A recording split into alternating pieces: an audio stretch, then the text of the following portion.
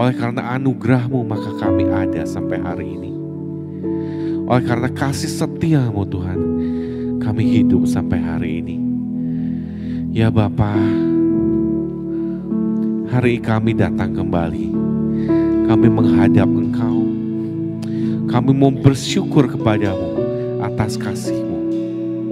Karena kami tahu Tuhan, betapa besar kasih-Mu bagi kami. Bahkan segala apapun yang terjadi dalam kehidupan kami Tuhan, itu tidak akan dapat menghalangi kasih setia-Mu. Sebab apakah yang dapat memisahkan kita dari kasih Tuhan? Apakah itu penganiayaan? Apakah itu kesusahan? Apakah itu penderitaan? Tidak ada satupun yang dapat memisahkan kita dari kasih Tuhan. Terima kasih Tuhan.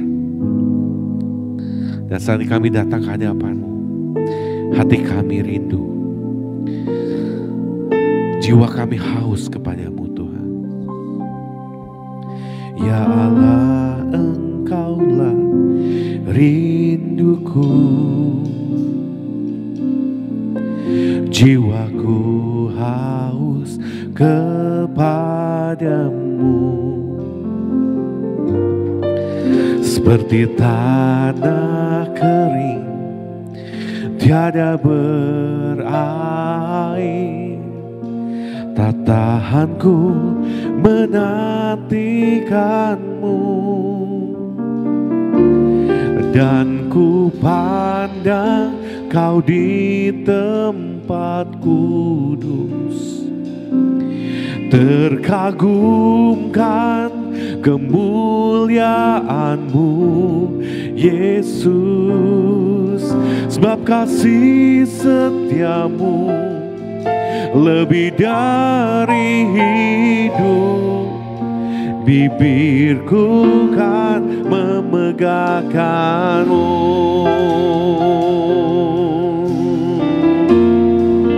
Ya Allah, ya Allah, Engkaulah rinduku, jiwaku haus kepadamu. Seperti tanah kering, tiada berair, tak tahanku menantikanmu. Dan ku pandang Kau di tempat kudus, terkagumkan kemuliaan-Mu Yesus. Sebab kasih setia-Mu lebih dari hidup, bibirku kan memegahkan-Mu. Dan ku pandang Kau di tempat kudus, terkagumkan kemuliaan-Mu Yesus. Sebab kasih setia-Mu lebih dari hidup, bibirku kan memegahkan-Mu. Mari kita ulang dari atas. Katakan, ya Allah, Engkaulah rinduku. Ya Allah, Engkaulah rinduku, jiwaku haus kepadamu. Seperti tanah kering tiada berair, aku menantikanmu. Dan ku pandang Kau di tempat kudus, terkagumkan kemuliaan-Mu Yesus. Sebab kasih setia-Mu lebih dari hidup, bibirku kan memegahkan-Mu. Dan kami pandang, haleluya,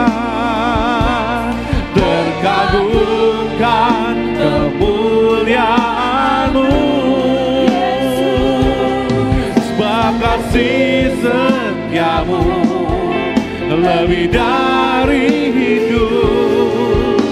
Bibirku kan memegangkanmu, dan kami pandang, dan ku pandang kau di tempat duduk.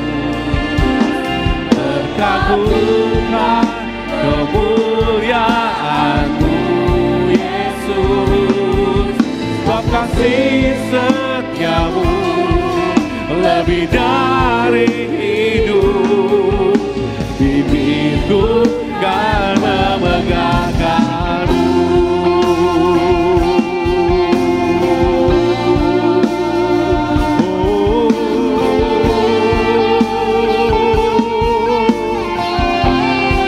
Kami pada Engkau Tuhan, sebab kasih setia-Mu lebih dari hidup.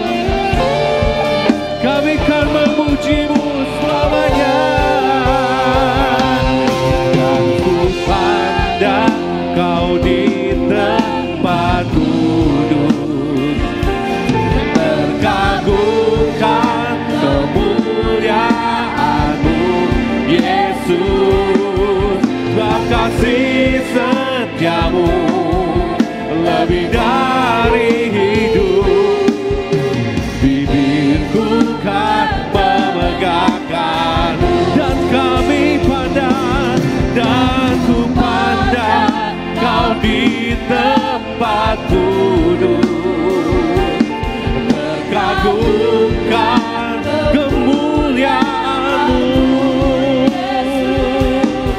sebab kasih setia-Mu lebih dari hidup. Bibirku kan memegangkan-Mu.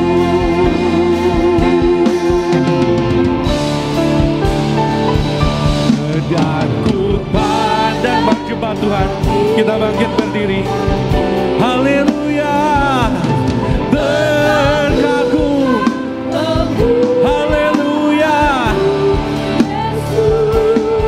sebab kasih setia-Mu lebih dari hidup. Bibirku kan memegang, sebab kasih setia-Mu, sebab kasih setia-Mu lebih dari hidup. Bibirku kan memegangkan-Mu, sebab kasih setia-Mu, sebab kasih setia-Mu lebih dari hidup.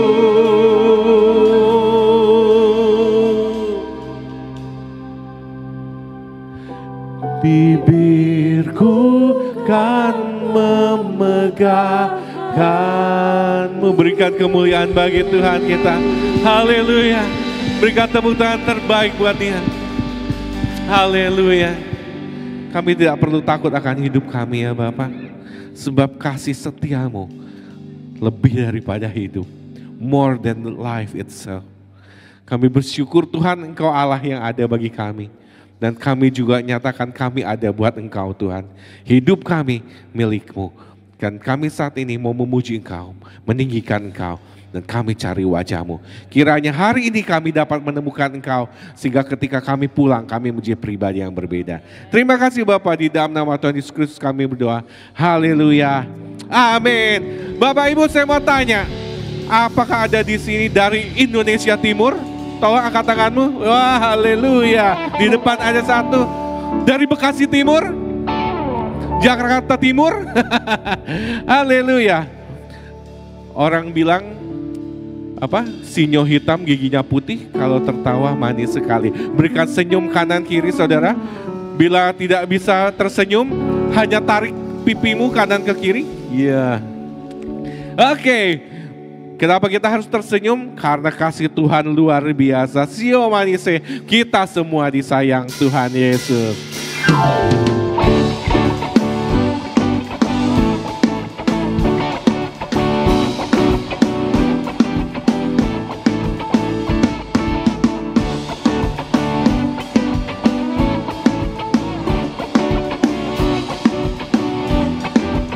Betapa Betapa heran, betapa mulia kasih Yesus Kristus yang dicurahkan. Marilah mari mengenal kasih itu yang melampaui segala pengetahuan. Katakan betapa heran, betapa mulia kasih Yesus Kristus yang dicurahkan. Marilah mari mengenal kasih itu yang melampaui segala pengetahuan. Sio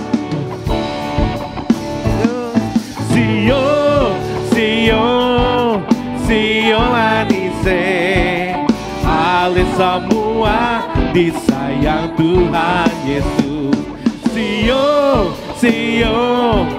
Sio manise, ale semua dicinta Tuhan Yesus. Katakan betapa heran, betapa mulia kasih Tuhan itu bagi kita.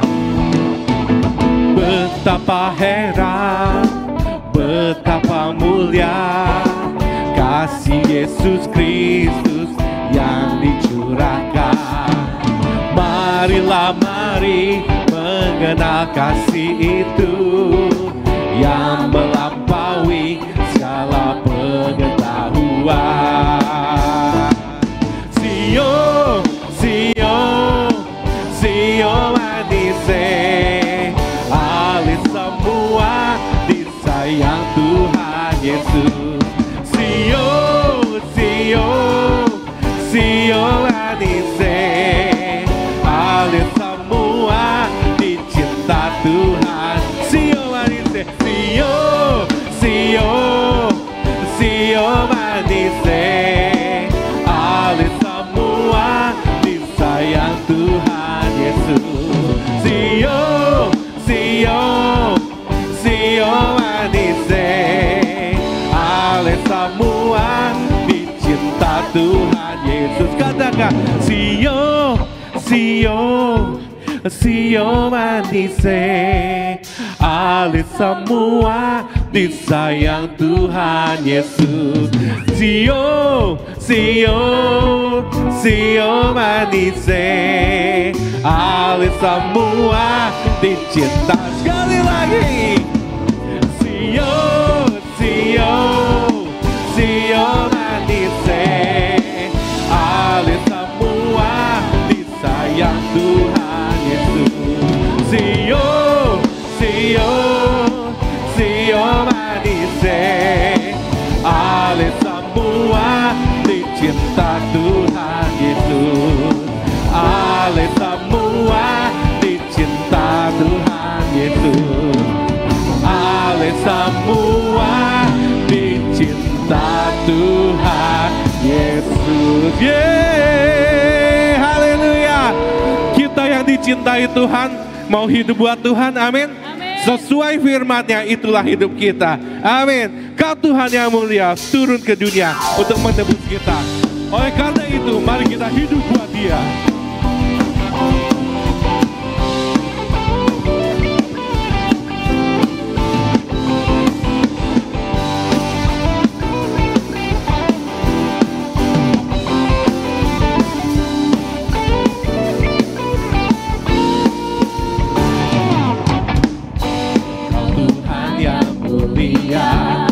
Turun ke dunia untuk tebus segala dosa. Kau beri keselamatan, beri kesempatan, kasih-Mu mengubahkan. Jika ku akui semua dosaku, maka Kau adalah setia dan adil. Kau kan mengampuni dan sucikan dari segala yang jahat.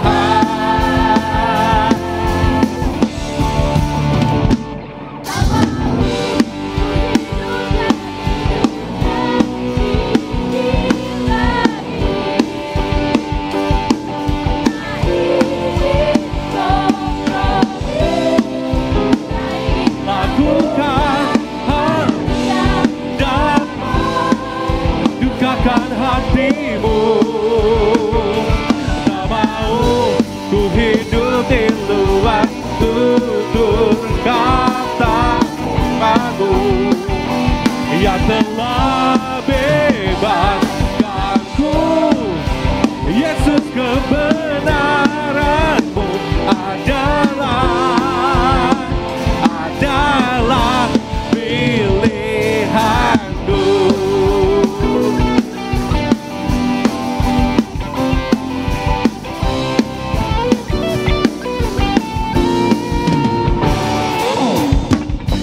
Kau Tuhan yang mulia, turun ke dunia untuk tebus segala dosa. Kau beri keselamatan, beri kesempatan, kasih-Mu mengubahkan. Jika ku akui semua dosaku, maka Kau adalah setia dan adil, akan mengampuni dan sucikan dari segala yang jahat. Katakan tak mau ku hidup bagi dunia ini lagi. Tak ingin kompromi, tak ingin lakukan hal yang dapat dukakan hatimu. Tak mau ku hidup di luar tutur kata firman-Mu yang telah bebaskanku. Yesus, kebenaran-Mu adalah pilihanku. Yeah, yang mau hidup bagi Tuhan katakan amin. Amin. Haleluya.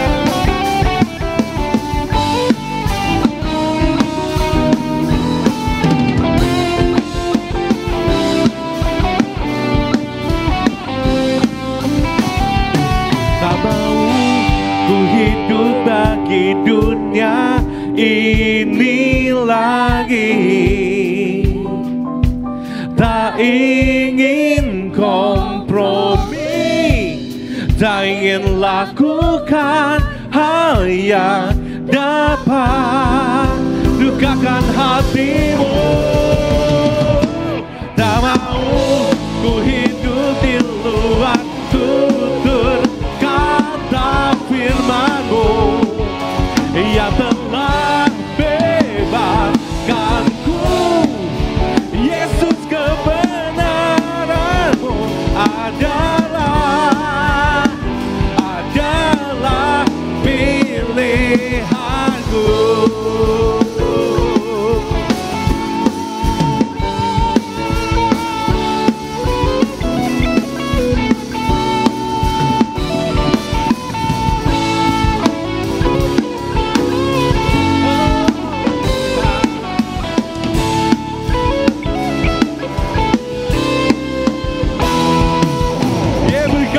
Bagi Tuhan kita.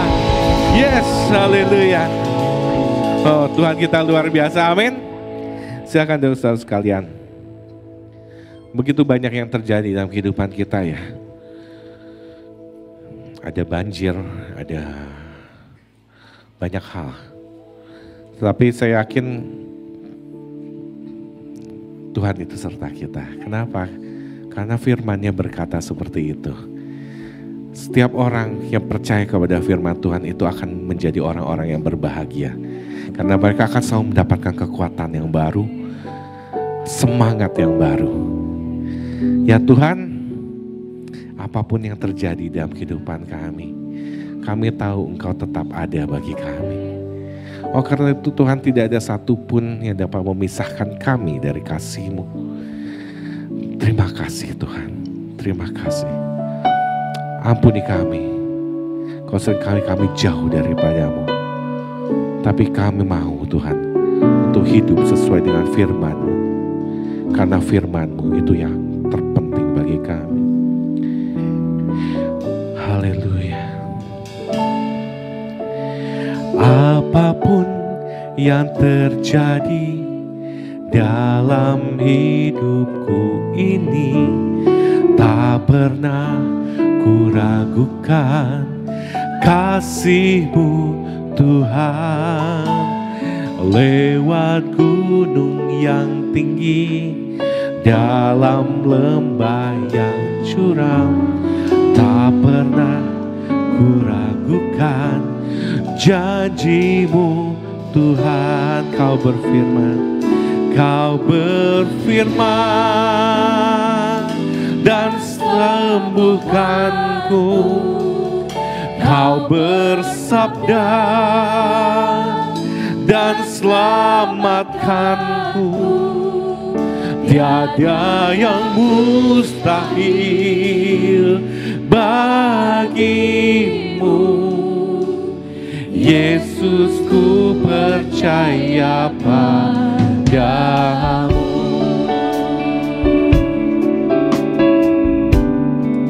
Haleluya. Apapun yang terjadi dalam hidupku ini, tak pernah ku ragukan kasih-Mu Tuhan. Lewat yang tinggi, dalam lembah yang curam, tak pernah ku ragukan janji-Mu Tuhan. Sebab Engkau yang telah berfirman dan sembuhkanku. Kau bersabda dan selamatkanku. Tiada yang mustahil bagimu. Yesus, ku percaya padamu. Kau berfirman dan sembuhkanku. Kau bersabda dan selamatkanku. Tiada yang mustahil bagimu. Yesus, ku percaya padamu. Kau berfirman dan sembuhkanku. Kau bersabda dan selamatkanku. Tiada yang mustahil bagimu. Yesus, ku percaya padamu. Cepat saja katakan, Kau berfirman, Kau. Oh yes. Kau mengambil sakit penyakit hari ini. Firman Tuhan, bilur-bilurnya sudah menyembuhkanmu. Dan itu akan terjadi dalam hidup kita semua. Amin. Sebab tidak ada yang mustahil bagi Tuhan.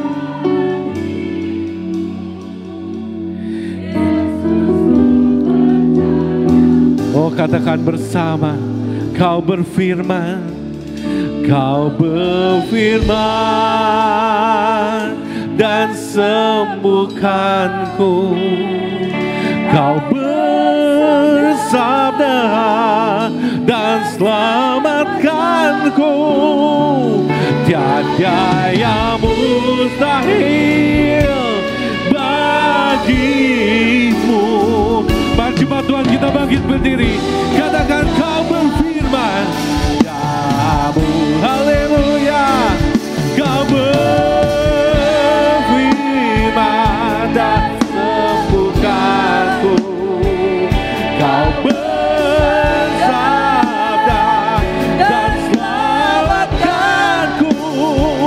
Tiada yang mustahil bagimu.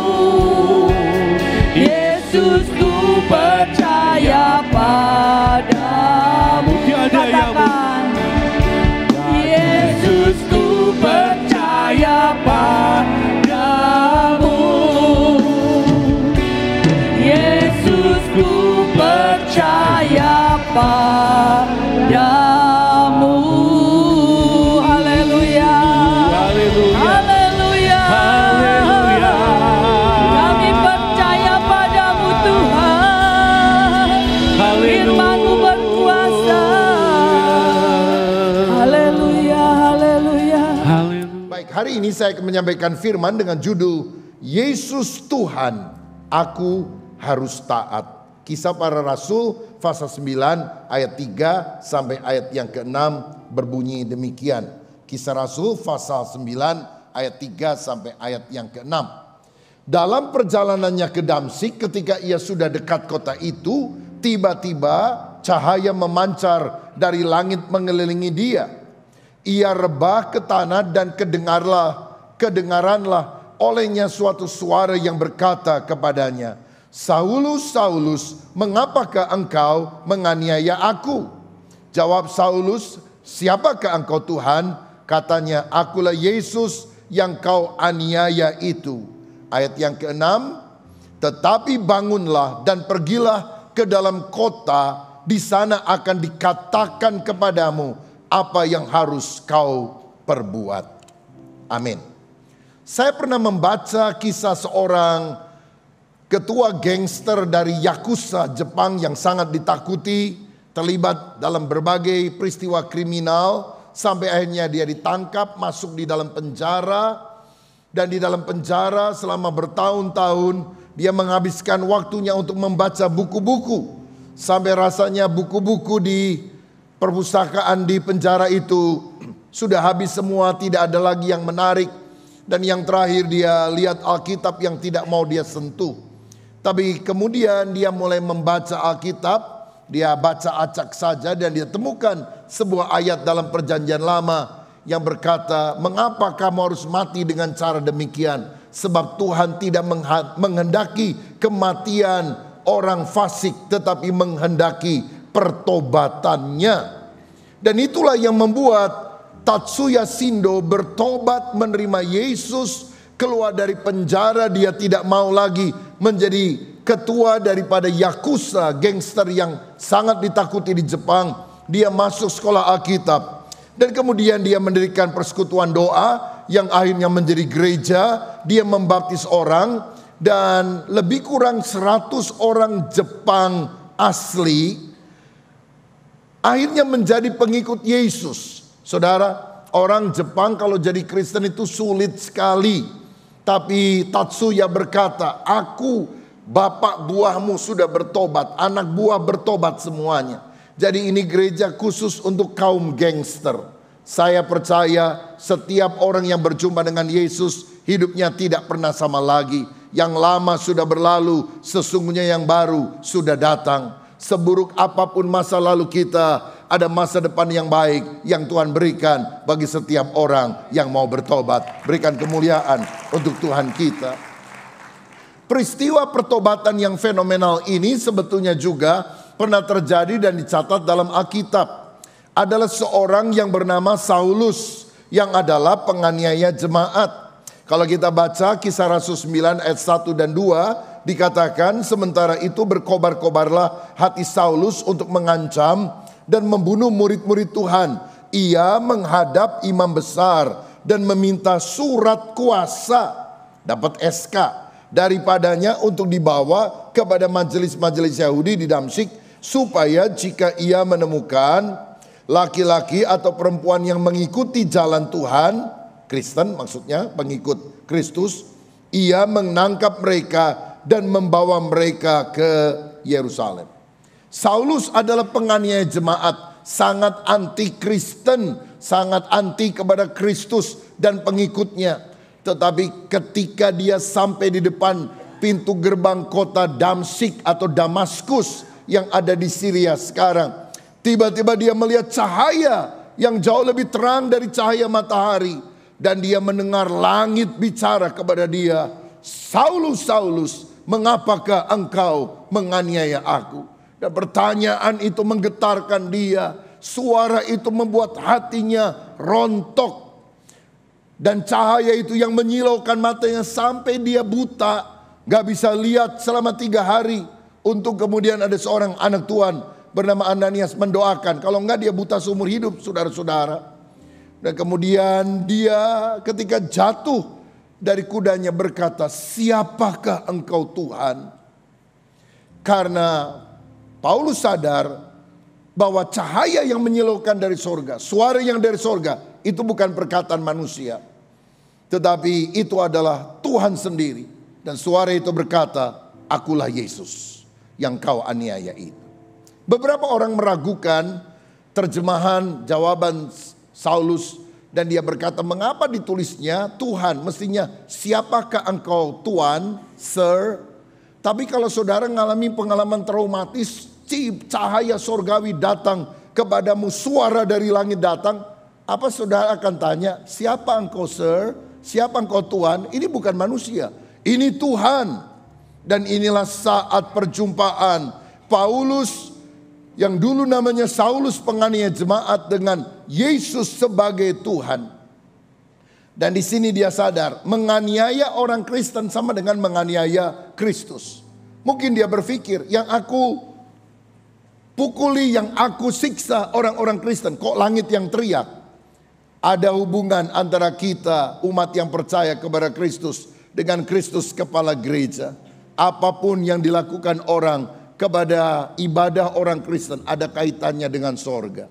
Saudara lihat orang-orang yang suka nutup-nutupin gereja, yang melakukan keonaran dan sebagainya. Lihat akhir hidup mereka. Orang Kristen gak boleh balas yang jahat dengan yang jahat. Orang Kristen harus balas yang jahat dengan yang baik. Tapi Tuhan tidak buta. Orang yang berani menentang dia, akhir hidupnya akan mengalami kesialan. Kecuali dia bertobat dan minta ampun kepada Tuhan. Saudara, kenapa Yesus yang sudah mati, bangkit, naik ke sorga bisa berteriak, Saulus, Saulus, mengapakah engkau menganiaya aku? Saya mau bilang semua nabi, semua pemimpin agama mati dan tidak bangkit. Gak bisa teriak dari sorga terdengar ke bumi. Hanya Yesus yang sudah mati, bangkit, naik ke sorga, akan datang kembali. Dia bukan juru selamat yang mati. Dia adalah juru selamat yang hidup. Dia bisa berbicara kepada saudara. Dia bisa menampakkan diri kepada kita. Sebab dia adalah Allah yang perkasa. Kita bersyukur karena kita punya Tuhan Yesus, Raja di atas segala raja. Saya bersama istri pernah pelayanan ke Belanda beberapa tahun yang lalu. Lalu seorang rekan bilang, Pak, ada seorang penginjil yang sakit.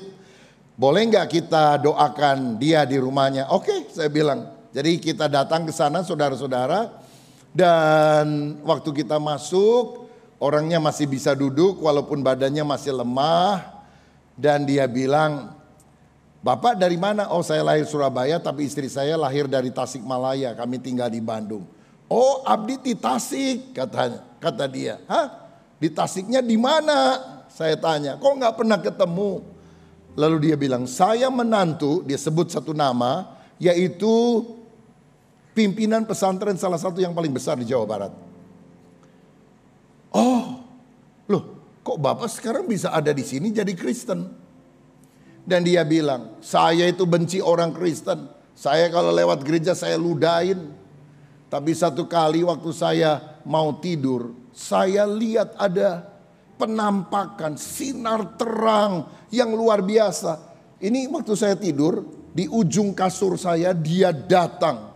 Dan saya tahu dia Yesus, Isa Al-Masih. Saya gemeter dan waktu dia cerita itu, walaupun peristiwa itu sudah lama, dia nangis lagi. Saya bisa didatangi oleh Tuhan Yesus. Tuhan Yesus seperti menyapa saya, mengulurkan tangan untuk saya menjadi anaknya. Dan sejak itu saya menjadi orang Kristen. Tanpa ada yang menginjili, tanpa ada manusia yang memberitakan firman kepada saya. Saya jadi Kristen karena Yesus menampakkan diri kepada saya. Oh, setelah itu gimana? Wah, saya disiksa, Pak. Istri diambil lagi, diceraikan, digebugin. Sehingga saya harus Pindah dari tempat tersebut dan akhirnya saya pindah ke Belanda. Saya menjadi pemberita Injil sampai sekarang. Kenapa Bapak rela menderita, dipukuli, kehilangan istri, keluarga? Yesus menampakkan diri langsung kepada saya. Ini bukan kata orang. Gimana mungkin saya bisa menyangkal dia? Gimana mungkin saya bisa bilang Yesus itu bohong? Saya sendiri melihat dia. Sampai akhir hayatnya dia menjadi anak Kristen yang saleh. Karena setiap orang yang ketemu dengan Yesus, hidupnya tidak akan pernah sama lagi. Anehnya gini loh saudara, orang Kristen bertahun-tahun ke gereja, bahkan mungkin saudara pernah doa, Tuhan kalau boleh nampakkan dirimu kepada saya sekali aja.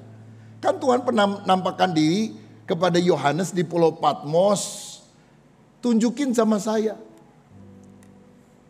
Sudah doa lama-lama gak dikabulkan Tuhan juga, sampai hari ini belum lihat Tuhan. Kenapa ya? Kenapa ada orang yang gak pernah ke gereja seperti Saulus, gak pernah mau jadi Kristen, benci sama Kristen. Kalau ada Alkitab kalau bisa dirobek-robek saudara. Tapi kenapa dia didatangi oleh Tuhan?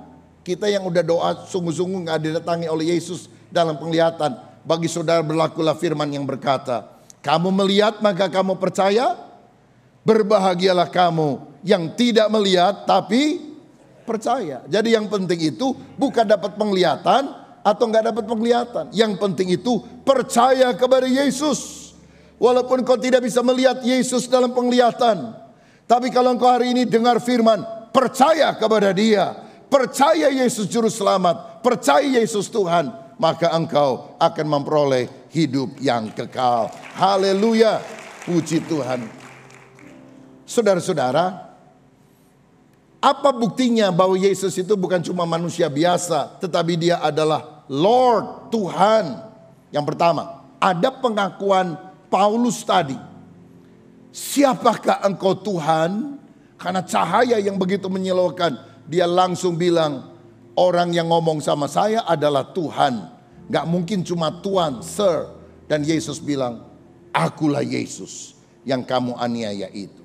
Dalam Kisah Rasul 9 ayat 20 dan 22 dijelaskan juga, ketika itu juga ia memberitakan Yesus di rumah-rumah ibadah dan mengatakan bahwa Yesus adalah anak Allah.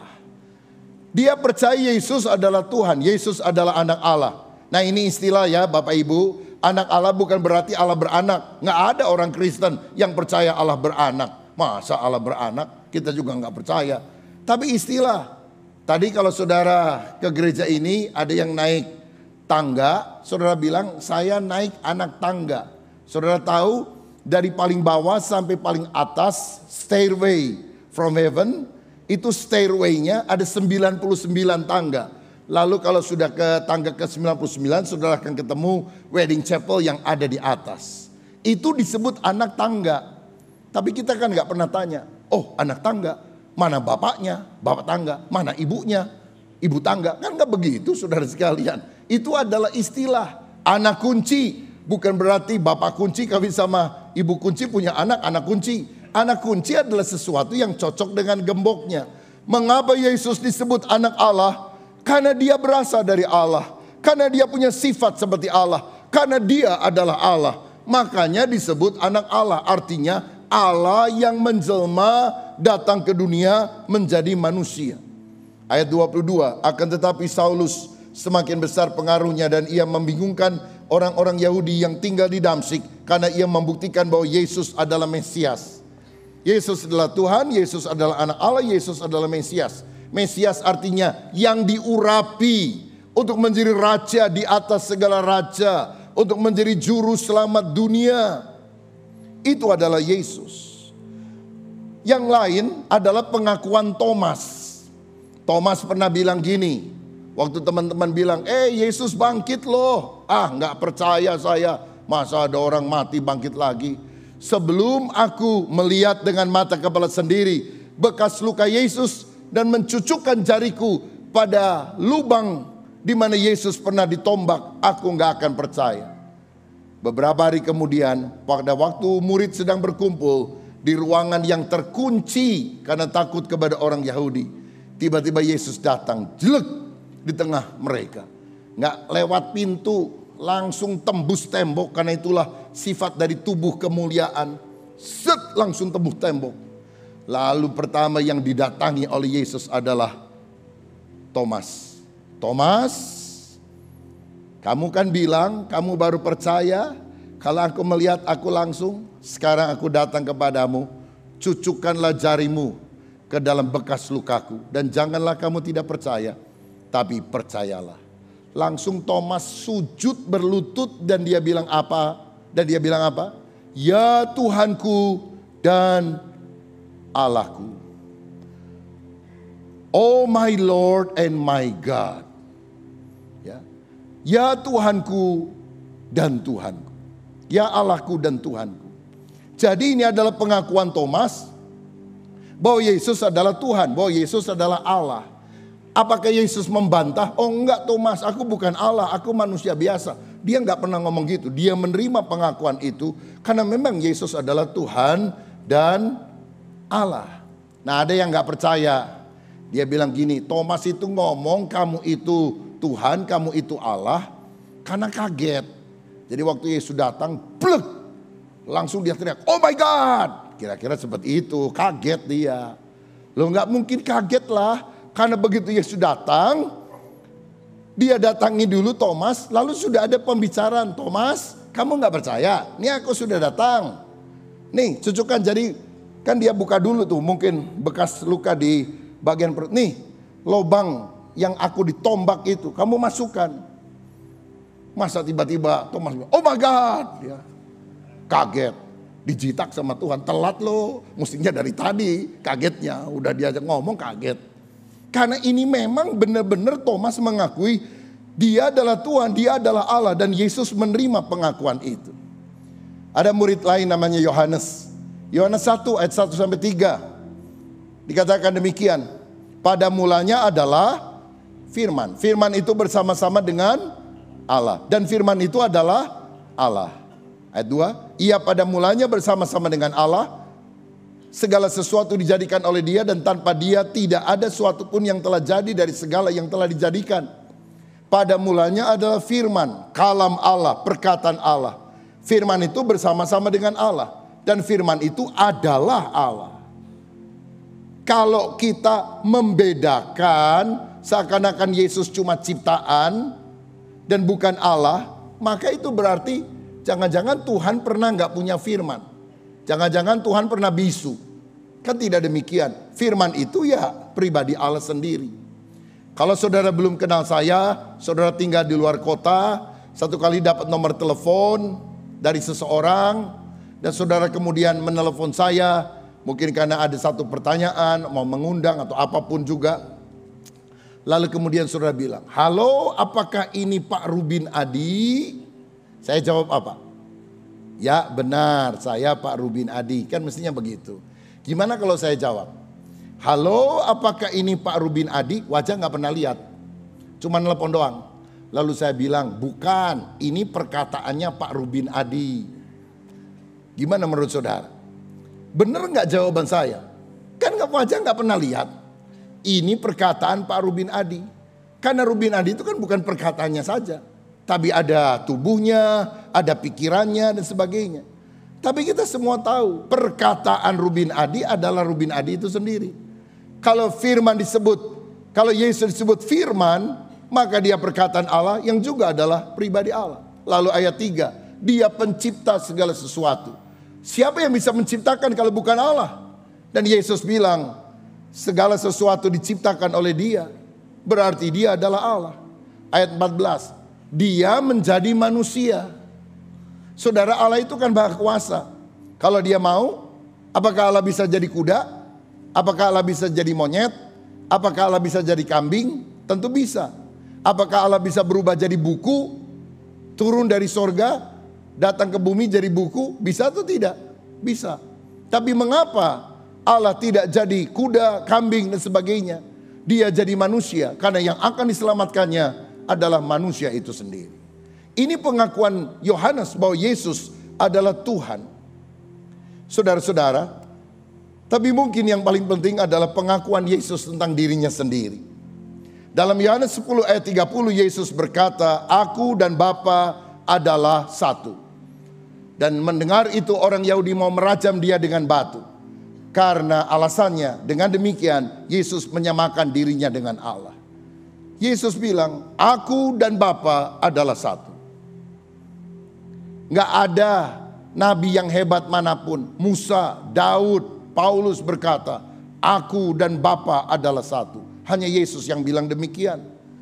"Percayalah kepada Allah, percayalah juga kepadaku," kata Yesus. "Di rumah Bapakku ada banyak tempat."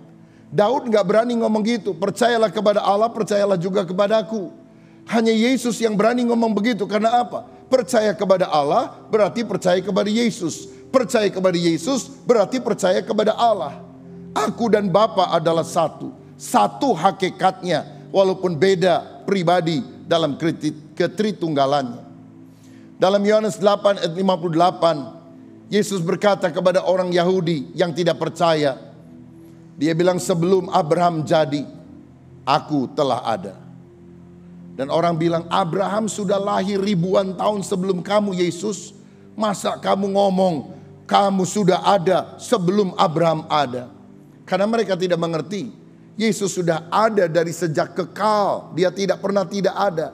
Tapi kemudian baru 2000 tahun yang lalu dia mengunjungi planet bumi ini dalam rupa seorang bayi yang kemudian bertumbuh menjadi pria dewasa.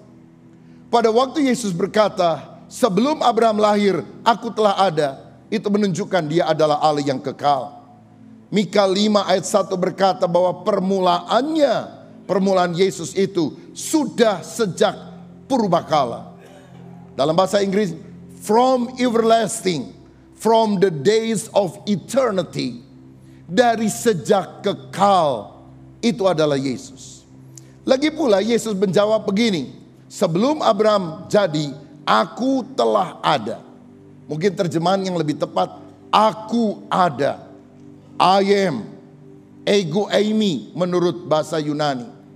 Nah, kata aku adalah aku atau akulah aku ada, I am, itu sebetulnya pernah diucapkan oleh Tuhan ketika Musa dalam Keluaran 3 ayat 14 bertanya, kalau Firaun dan orang Mesir tanya, "Siapa yang mengutus kamu Musa untuk membebaskan orang Israel?"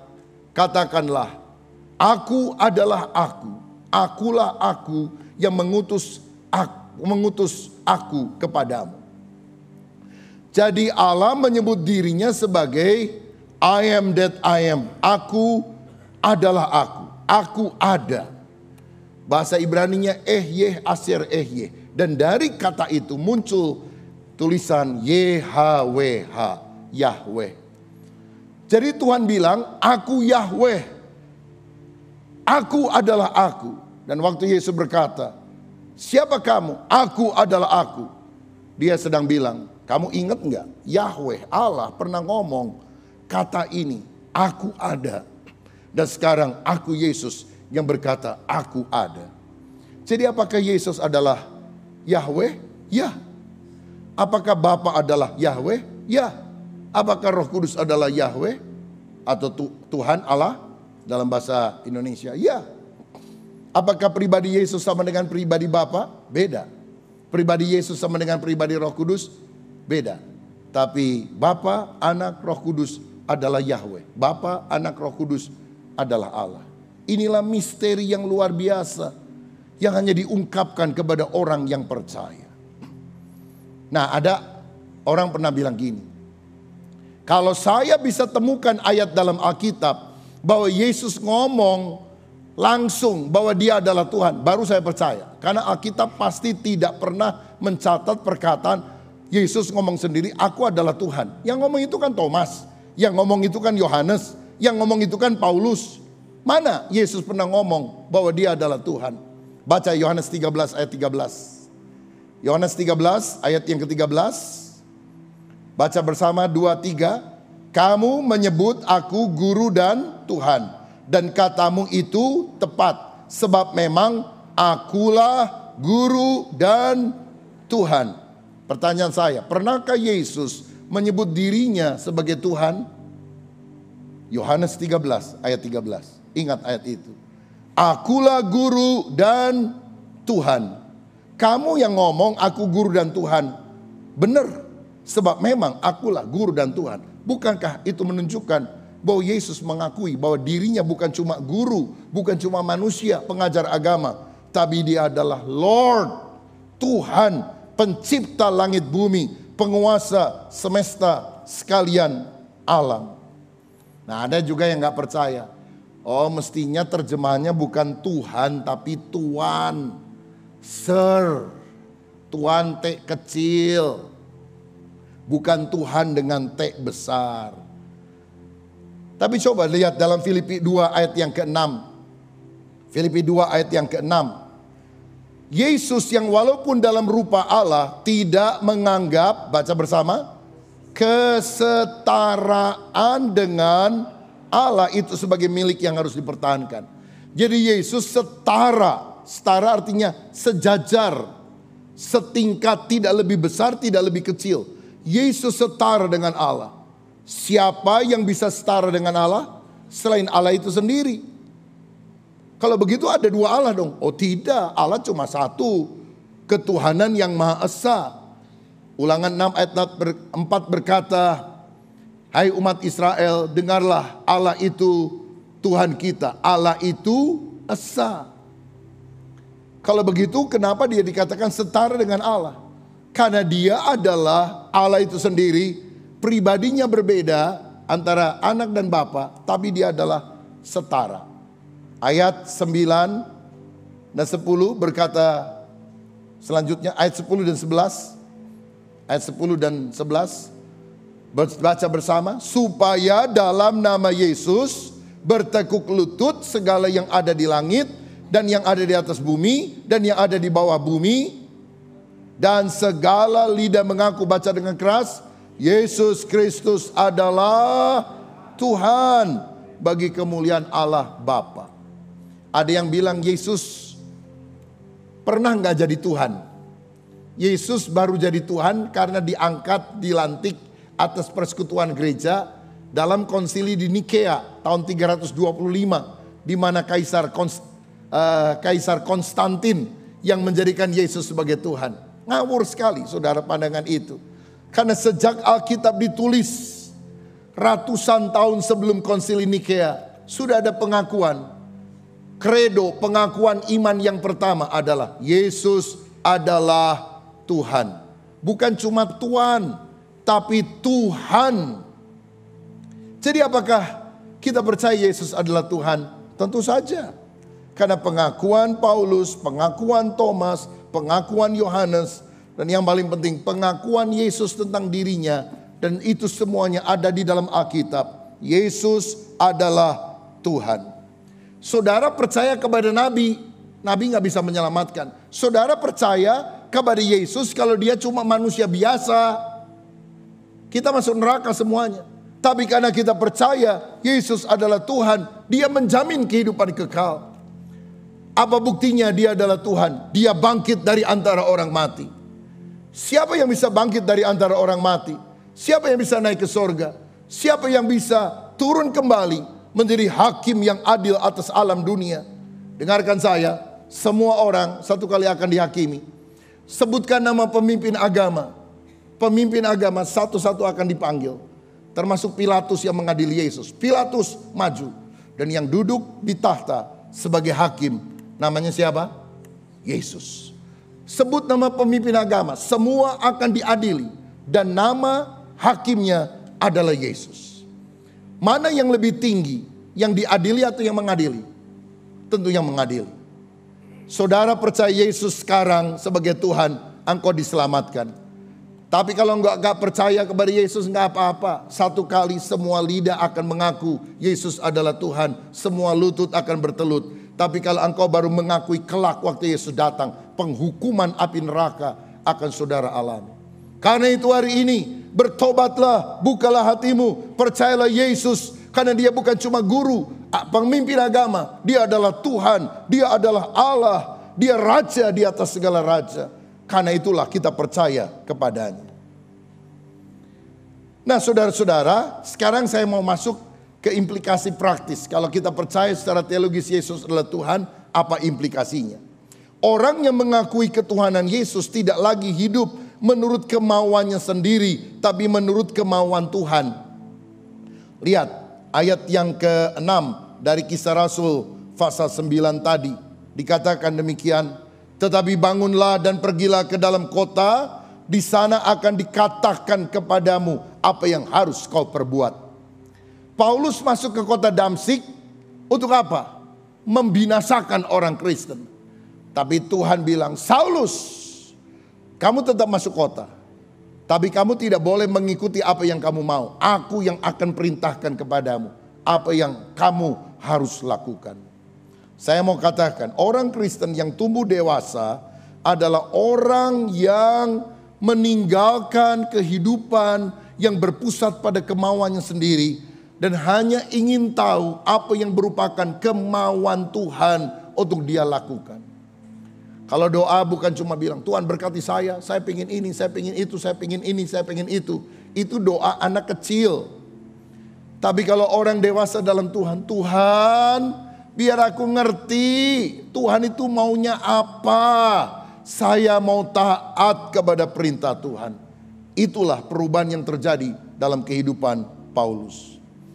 Dalam Kisah Rasul 26, Paulus menceritakan pengalaman pertobatannya kepada Raja Agripa. Dan dia berkata demikian di ayat 14. Kami semua rebah ke tanah dan aku mendengar suara yang mengatakan kepadaku dalam bahasa Ibrani, Saulus, Saulus, mengapakah engkau menganiaya aku? Sukar bagimu menendang kegalah rangsang. Nah kalimat terakhir ini banyak orang gak ngerti apa itu artinya, sukar bagimu menendang kegalah rangsang. Saya mau jelaskan. Kata galah rangsang berasal dari kata Yunani kentron.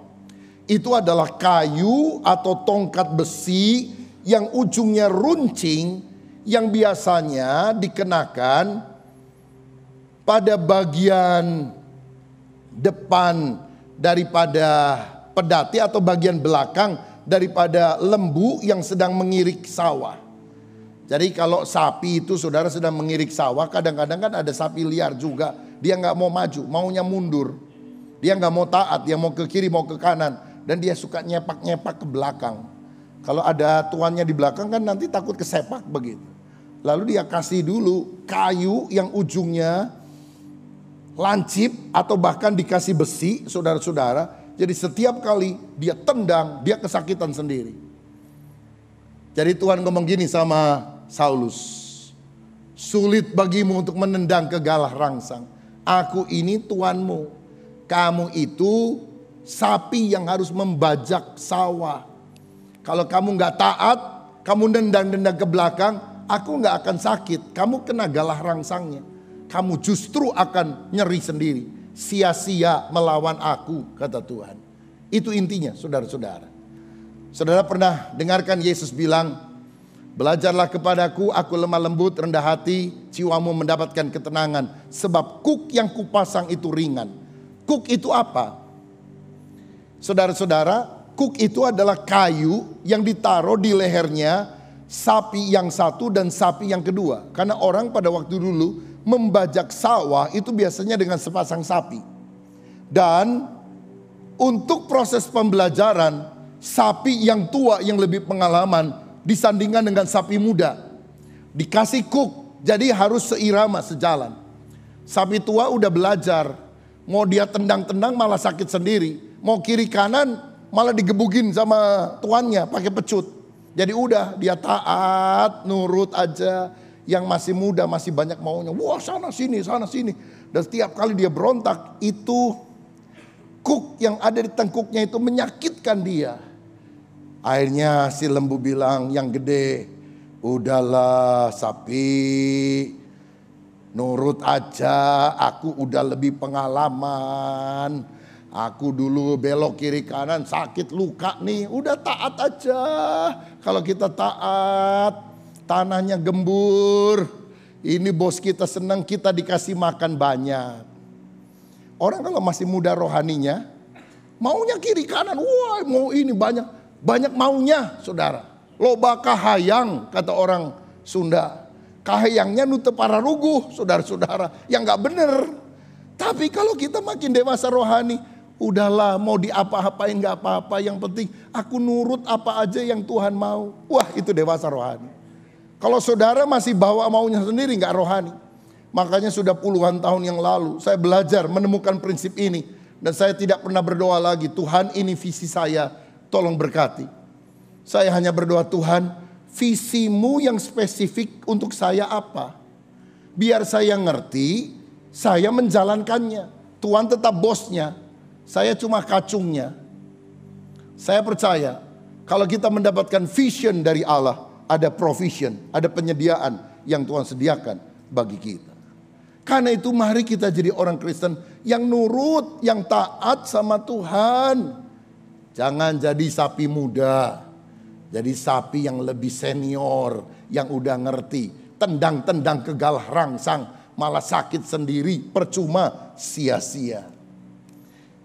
Saudara, ada banyak orang sekarang ingin menjadikan Yesus sebagai juru selamat, yang memberikan polis asuransi tahan kebakaran di api neraka sampai selama-lamanya.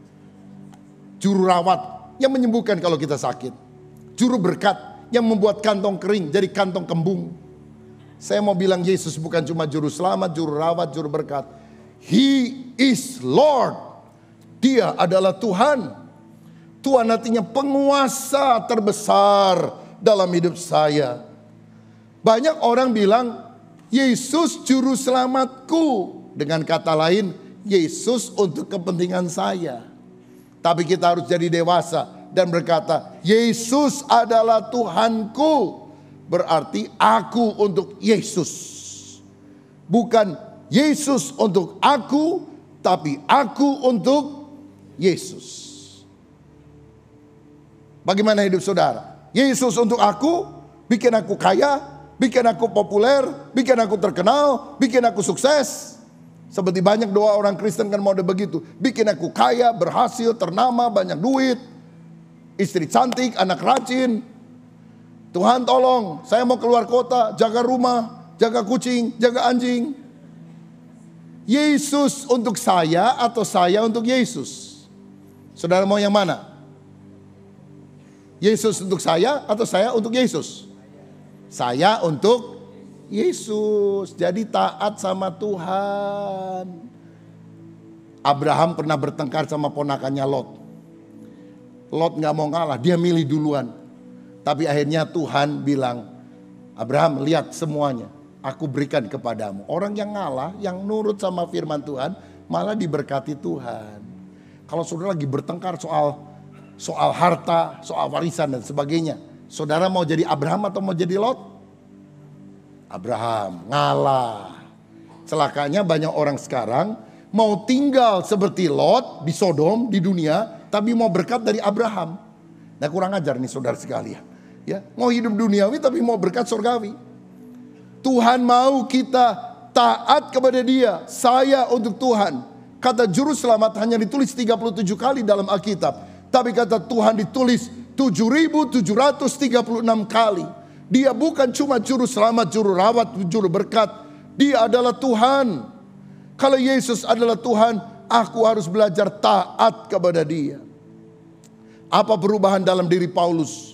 Karena dia menyebut Yesus adalah Tuhan. Pertama, dia berubah dari pembenci menjadi penuh kasih. Dia kan benci sama orang Kristen, mau bunuhin. Sekarang dia mengasihi orang-orang Kristen. Menjadi saudara seiman. Bahkan dia menulis sebuah pasal 1 Korintus 13. Pasal yang luar biasa tentang kasih. Kasih itu sabar, kasih itu murah hati. Ia tidak cemburu, ia tidak memegahkan diri, ia tidak sombong, kasih tidak berkesudahan. Bagaimana orang yang garang, pemarah bisa menjadi penuh kasih? Hanya Kristus yang bisa merubah. Siapa yang suka berantem di rumah? Kasar ngomong sama istri, kasar ngomong sama anak. Atau istri gak terlalu banyak ngomong, tapi kalau ngomong sekali nyelkitnya luar biasa. Seperti ada silet di mulutnya.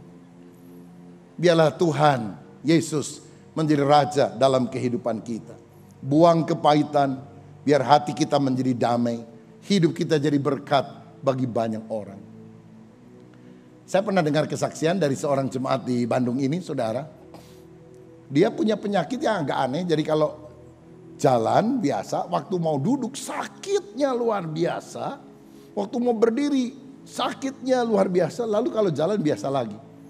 Jadi perlu waktu gitulah ya, untuk antara duduk sakit, lalu berdiri jalan biasa lagi, nggak masalah. Tapi kalau udah mau duduk, waduh sakit lagi, saudara.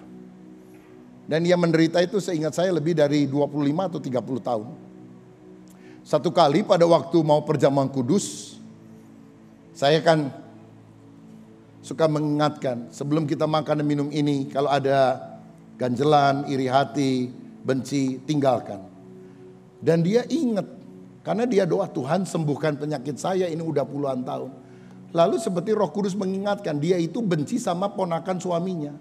Nyebelin banget, dia benci, kesel dan sebagainya. Apa gara-gara ini ya saya sakit? Jadi dia doa, Tuhan ampuni kalau saya juga suka sebel kepada ponakan suami saya. Dalam nama Yesus, amin. Dia makan roti dan anggur. Dalam kesaksiannya, sejak hari itu sampai hari ini, sembuh oleh anugerah Tuhan. Saya percaya ada mujizat kesembuhan ilahi. Dia udah ngomong sama saya lebih dari 10 tahun yang lalu peristiwa kesembuhannya itu. Sampai sekarang sembuh. Tapi maksud saya, kenapa mesti nunggu 25 tahun sakit, saudara-saudara? Baru minta kesembuhan dari Tuhan. Hari ini kalau ada yang sakit hatinya, biarlah buang segala kepahitan, kebencian, berkat Tuhan melimpah dalam hidup saudara. Yang kedua, dari tidak percaya menjadi pelayan Kristus. Lihat Paulus, gak percaya, sekarang melayani Tuhan. Ada bapak-bapak yang datang ke gereja karena dipaksa oleh istrinya. Sebetulnya malas, mendingan tidur hari Minggu masih pagi. Tapi daripada di ngomelin sepanjang hari, udahlah kagak gereja lah. Ngantuk-ngantuk juga biarin lah daripada dicerewetin sama istri. Engkau gak suka dengan kekristenan, dengan firman dan sebagainya. Tapi kalau hatimu dijamah Tuhan, engkau bukan cuma jadi orang Kristen, engkau melayani Tuhan. Engkau melayani orang-orang miskin. Engkau melayani orang-orang yang membutuhkan. Tim kita baru pulang setelah melayani 2 hari, saudara sekalian, di Ranca Ekek yang kena tornado pertama di Indonesia. Itu di Bandung loh saudara. Kita hanya berdoa, Tuhan, tiupan tornado rohani biarlah terjadi juga mulai dari Bandung sampai ke seluruh Indonesia. Dan mereka melayani, banyak trauma healing yang harus mereka lakukan kepada anak-anak kecil dan sebagainya. Apa untungnya? Nggak ada untung. Kita kasih makanan, kita kasih apa? Hanya karena kita mengasihi jiwa-jiwa. Karena kita adalah sesama bangsa Indonesia, sesama umat manusia. Maukah saudara melayani Tuhan dengan segenap hati? Jangan menendang ke galah rangsang, jangan menolak, jangan nggak taat. Percuma. Papa saya, Pendeta Julius Ishak kan pernah cerita. Dia itu dulu asisten akuntan di 5 perusahaan besar di Surabaya. Dipanggil jadi hamba Tuhan, gak pernah mau. Mama saya menolak, gak mau jadi pendeta. Dulu waktu kawin juga gak ada perjanjian kan. Kamu jadi pendeta, nah saya jadi istri pendeta, gak mau. Saudara sakit, sembuh sakit lagi. Yang ketiga kali dokter bilang, ini kanker hati, sirosis.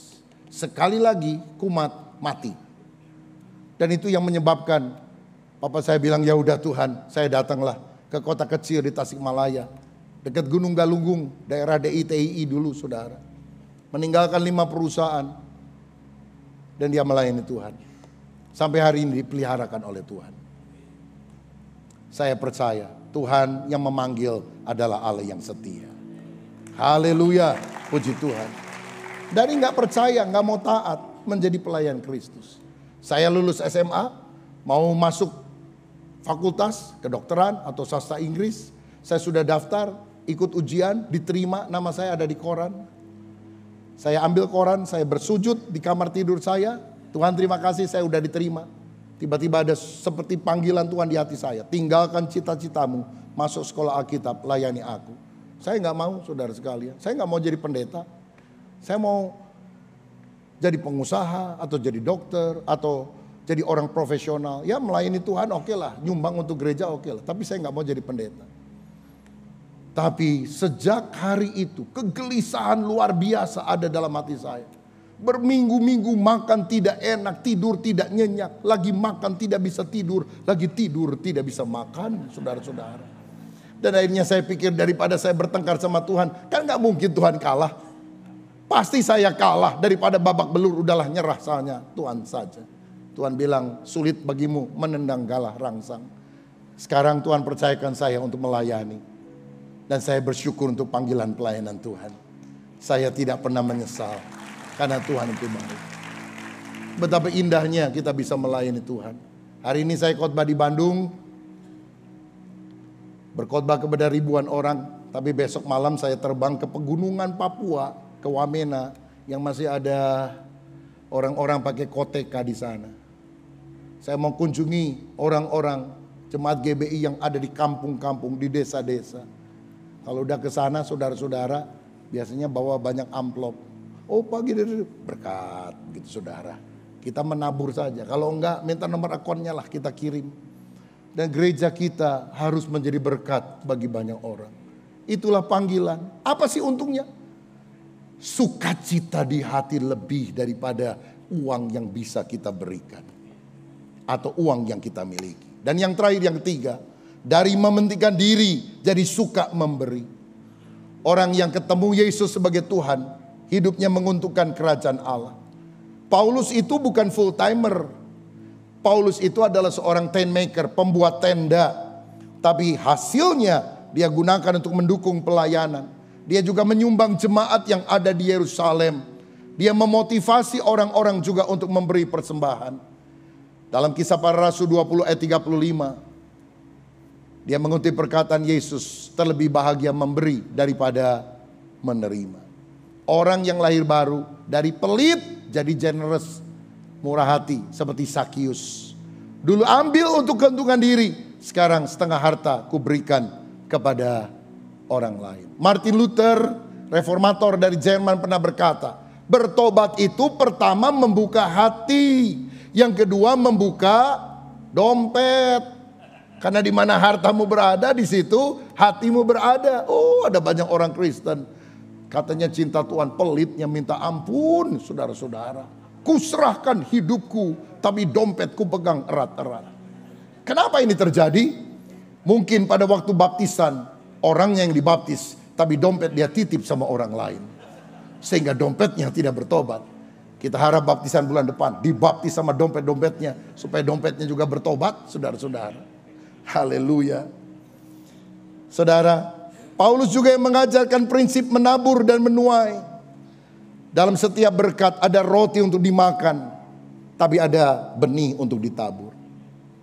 Alkitab mengajarkan bawalah persembahan persepuluhan ke dalam rumah perbendaharaan, supaya ada persediaan makanan di rumahku. Kalau kita mengembalikan perpuluhan, Tuhan janji tingkap langit dibuka, berkat akan dicurahkan. Ada yang bilang itu kan perjanjian lama.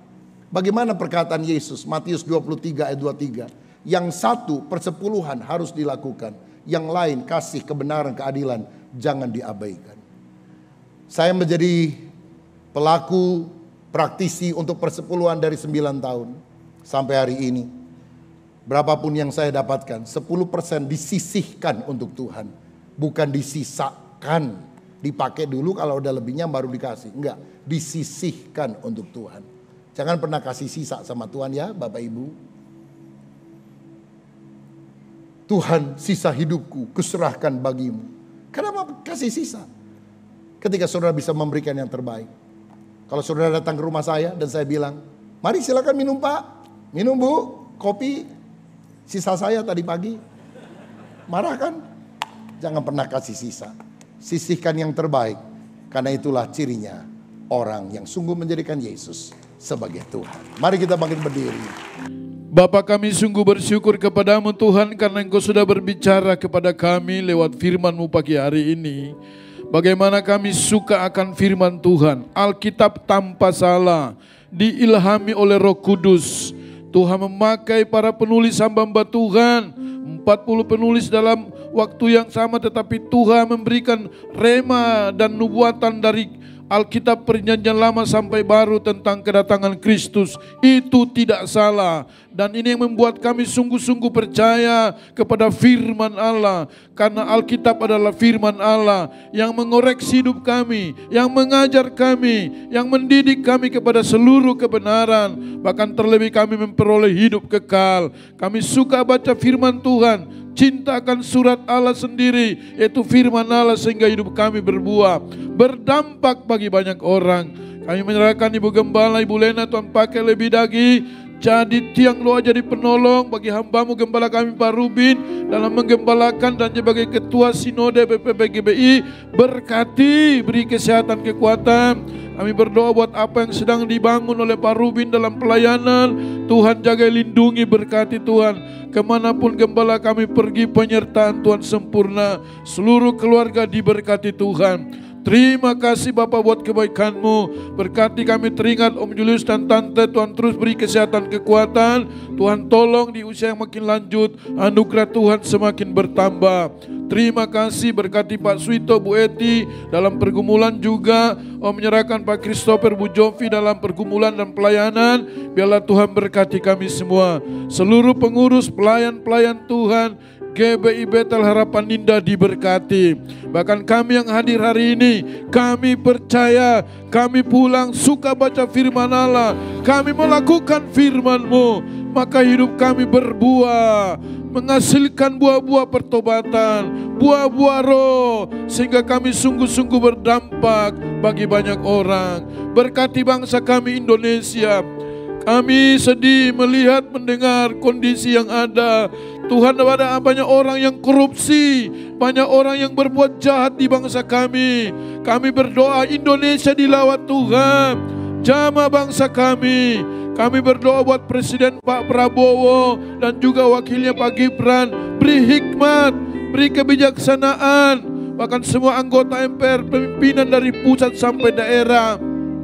Kami berdoa khususnya buat kepala negara, kepala daerah yang berusaha keluar dari haluan negara, yang punya ide-ide tertentu. Kami patahkan dalam nama Tuhan Yesus. Indonesia ada dalam tangan Tuhan. Indonesia diberkati. Terima kasih Tuhan Yesus. Ini doa dan pengharapan kami. Dalam nama Yesus kami berdoa. Jemaat yang dikasihi Tuhan, mari angkat kedua tanganmu. Perkatakan amin bagi apa yang saya doakan jadi kenyataan dalam hidup kita. Tuhan memberkati rumah tanggamu. Tuhan memberkati pekerjaanmu. Tuhan memberkati kesehatanmu. Dan Tuhan memberkati pertumbuhan rohanimu. Sekarang pulanglah, terimalah berkat daripada Allah Bapa, cinta kasih dalam Tuhan Yesus Kristus, dan melalui persekutuan yang indah dalam kuat kuasa Roh Kudus, tinggal tetap menyertai kita mulai pagi hari ini sampai Maranatha. Yesus Kristus datang pada kali yang kedua, menjemput kita di awan-awan yang permai. Yang percaya dan sudah diberkati Tuhan, mari katakan bersama, amin. Sebab Kau layak terima pujian, sebab Kau layak terima pujian, sebab Kau layak Yesus, Raja di atas segala raja, Raja di atas segala raja, Raja di atas segala raja.